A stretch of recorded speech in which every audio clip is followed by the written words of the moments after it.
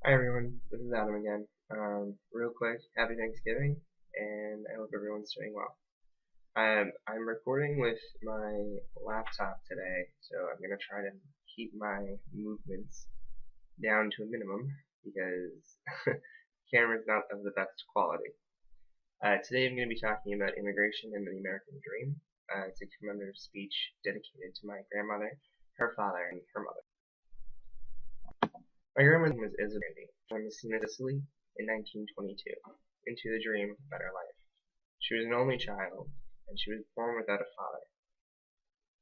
She was raised by her mother for the first 7 years because her father had come to America before she was to himself to work um, to to find a job and to send whatever he could back until they had enough where he could afford to have them make the journey to America through Ellis Island. Um, at the time my grandmother immigrated here, um, you needed to have a sponsor.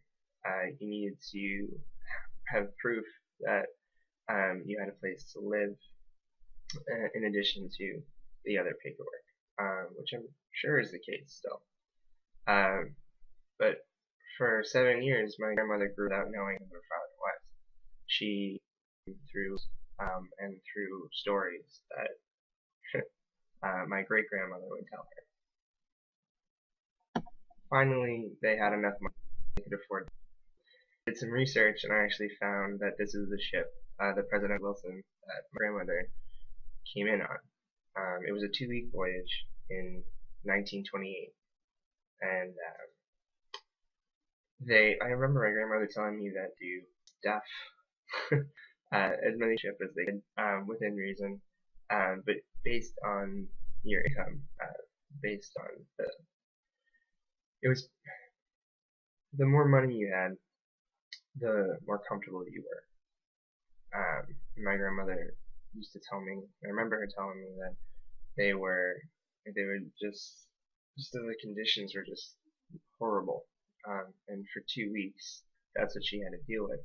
And I remember her also telling me that she came down with this cough, and it terrified and my grades. They thought she had illness. They could be turned around and sent back, and everything that they had sacrificed and spent and given up, um, would have been lost. So, um, go to the top down circle.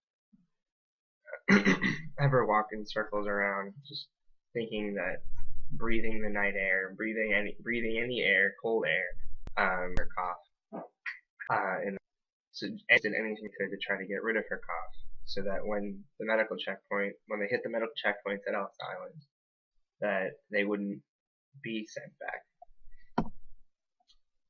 And I also did some research, and this is the passenger manifest for my grandmother and her mother. So Isabella at the bottom, so you can see it's under 18.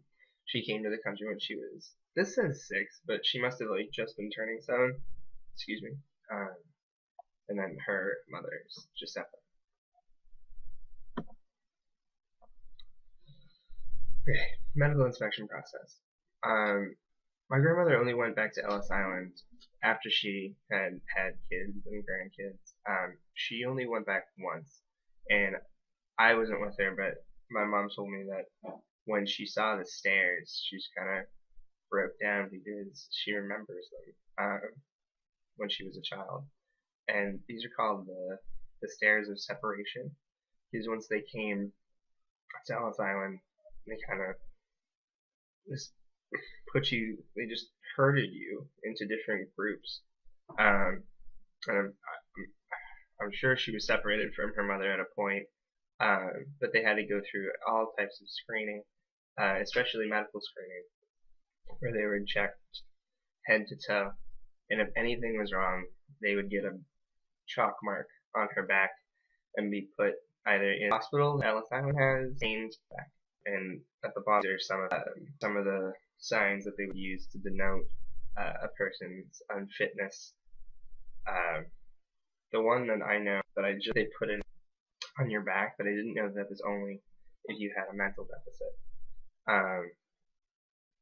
So I thought that was both terrifying but interesting. Eventually, so once they came through and passed through all the checkpoints, they met with my great-grandfather. Finally, after 7 years, my father was able to finally meet. They moved. I think they had family, so they moved to Boston, Massachusetts, or right outside of Boston, and that's where they settled down. That's where family. And my grandmother went to school, and she taught herself English, and she really embodied the dream that we all talk about, of the American dream, or the dream for a better life. And I feel like it's a dream that has become muddled lately, especially with more recent events. She taught herself English. She used to read Italian books and compare them to English books, and just do anything she could to learn. And at least it was incredibly because all their comic, and because she could speak English. And I remember her saying that she used to have to steal a nickel from her father, from whatever money that they had, so that she could pay off the bullies at school to leave her alone. And then at that time, a nickel was, I think it was equivalent of like $2 or $3. But she did it, and she did whatever she could, and whatever she needed to do in order to make her life easier, and to learn. So I really respect her a lot for that. I also learned a great deal about my great-grandfather, because to leave your pregnant wife home while you went half across the world to establish yourself, or establish your family, and to do better and to do right by your family, takes a tremendous amount of strength and there's courage, because you never knew how that was going to turn out. But the risks involved, everything involved, is because you knew what the potential would be. And I feel like that story is, and it's here to be that we identify with as a home. And what I'm getting to is that we can't forget how that feels. We can't forget how much it takes to give everything up just to have a better life. And we, having already lived here, should be willing to embrace that and to be willing to understand, because we, of all people, should understand what that's like, because we've all had ancestors, we've all had grandmothers, great-grandmothers, great-grandfathers sacrifice and come to the country for the same reason. So I'm going to end today by, well, first, yeah, I'll do that after, but I'm going to end today by tying this into the Syrian refugee crisis, because these people aren't fleeing, they aren't just immigrating for a better life, better financial opportunities.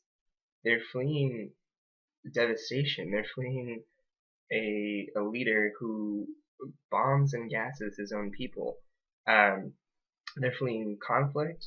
These aren't people who just are looking for handouts there. These aren't people who want in any way to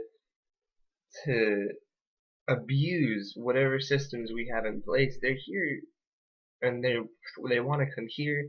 They want to go to France. They want to go anywhere else to be safe, to establish themselves, to have a better life for themselves and their children. And the risks that they're taking are extreme. The refugee around just trying to cross. The most iconic, I think, is of this child whose family, and it's a really tough story, but his family, they gave all the money that they could to the smuggler, and they just put them in a raft and and went at night across or trying to cross the Mediterranean, and the raft ended up capsizing, and the father saved whoever he could, but he couldn't end up saving his son. And his son washed up and just really put more of a human aspect on the Syrian refugee crisis and why we should care, and why these aren't just people who we throw out in cold or who we should ignore because story is story. And without the opportunities that my grandmother had, without the opportunities that probably all of our ancestors have had, we wouldn't be here. So it happened. 7 years uniting, a family reuniting, a family finding a better life. This wouldn't have happened unless we as a nation rallied and understood our roots.